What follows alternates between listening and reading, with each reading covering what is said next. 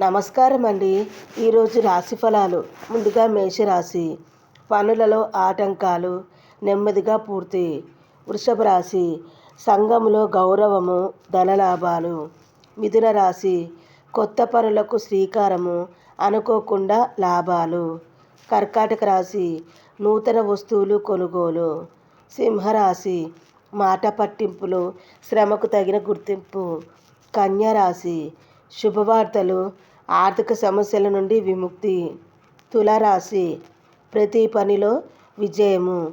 వృశ్చిక రాశి. దైవ దర్శనము, విందు వినోదాలు. ధనుసు రాశి. రుణ భారము నుండి విముక్తి, ఆరోగ్య విషయంలో జాగ్రత్తలు. మకర రాశి.